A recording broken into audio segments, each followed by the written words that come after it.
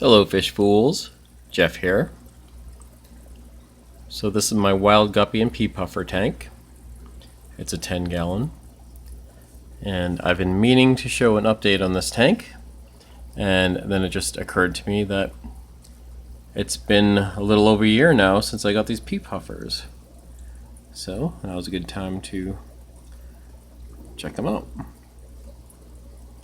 So in January of 2019, I bought 4 pea puffers, and here we are in January 2020, and those 4 are still here and they're doing great.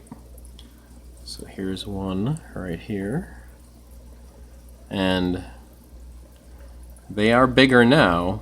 When I bought them, they were small. I mean, they're still small. I mean, they are dwarf puffers. They're tiny, but they were even tinier. I remember when I bought them at my local fish store, they had 2 separate tanks with pea puffers. One that were about the size of these now, and they had another tank with smaller ones.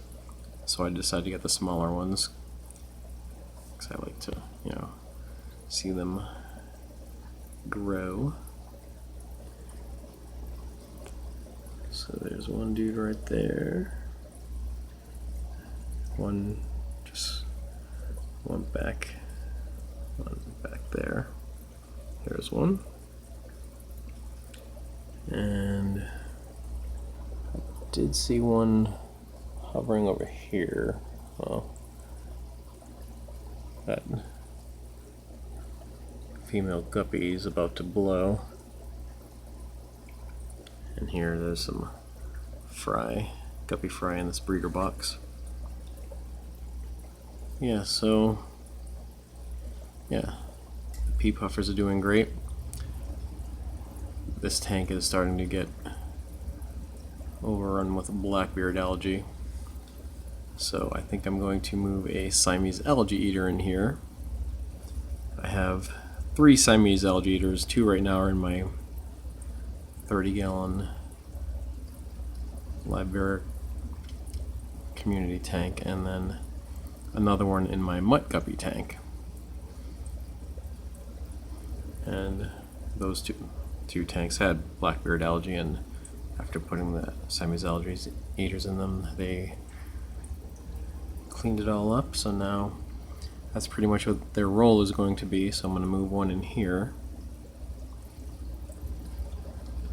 See if they can clean up this mess. But regardless of that, it's still a pretty cool tank. I mean, these wild guppies are awesome. And I also have some bronze corydoras in here. There's 3.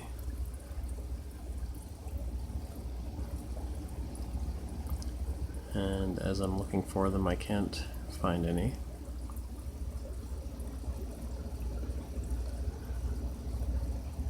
But yeah, so these pea puffers, they are fascinating little fish. They are kind of like little punks though, because they do nip at the other fish. And like they'll chase each other sometimes. There's a corydora right over back there, right here. But yeah, and there's a marigold variatus platy. You can see the fins are kind of nicked up from these little punks. And yeah, they're like they'll bother other fish, but they won't do it like face to face. They're like little punks. They'll sneak up behind and nip their fins, but then like head on they're little wimps. But it's cool how their eyes move like that, and they just observe their surroundings.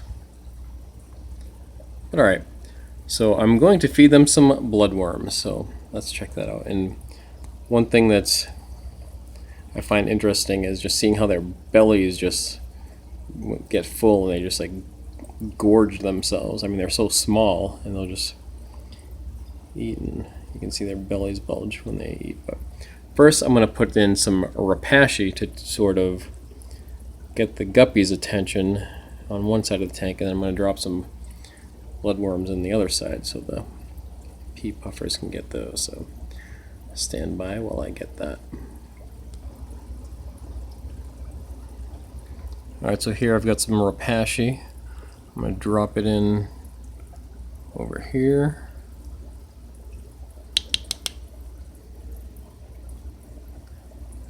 Lure the guppies over there. And then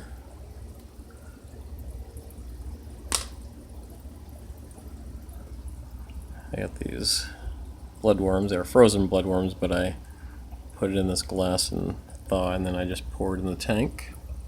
So we'll put this over here. Whoops. As I'm kind of poured it on the plant, but we'll get it all. So now let's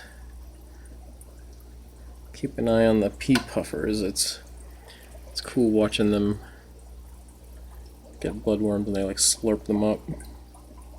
See right here, this guy, that one back there, this one.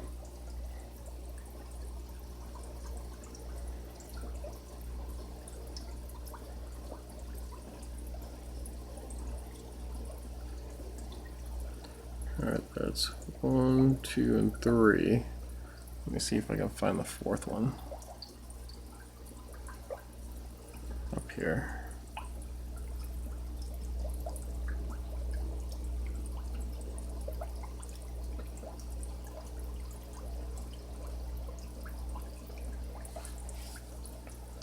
Yeah, so I've had them for a year, and the only thing that they eat are frozen bloodworms and snails.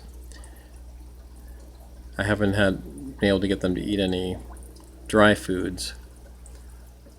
I've got Hikari Vibra Bites that sort of resemble bloodworms, and supposedly pea puffers will eat those, but I've never seen them eat any when I put any in the tank.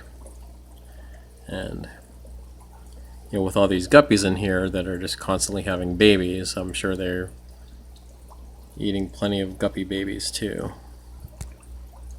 Because I will actually go sometimes up to a week or even longer between feeding them bloodworms or dropping some snails in, and with that they do just fine.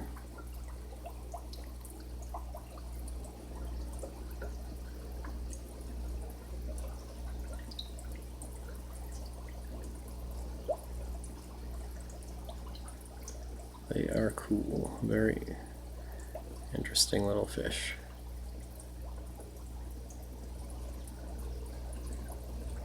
So I can see their bellies getting bulging out.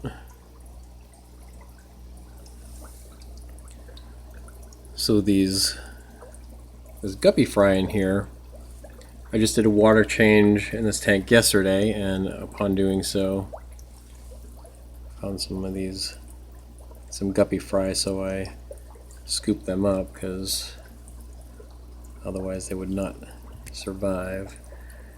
No guppy fry have been, since the pea puffers have been added, no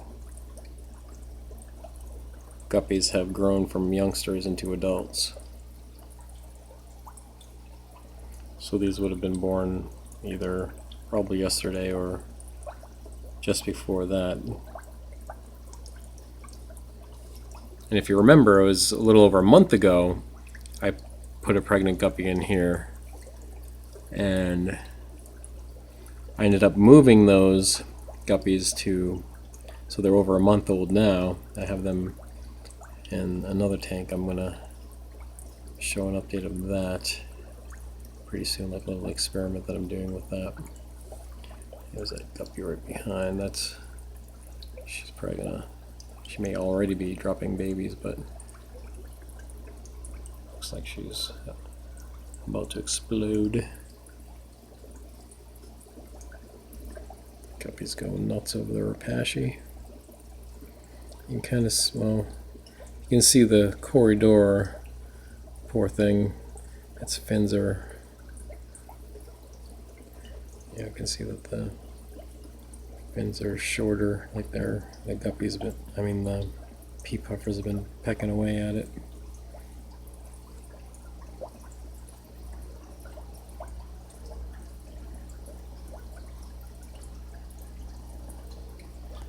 You know, perhaps it's not wise to keep pea puffers in a tank with so many other fish. Like, you know, I mean the corydoras are an example of getting their fins nipped, but you know, the guppies, they're okay.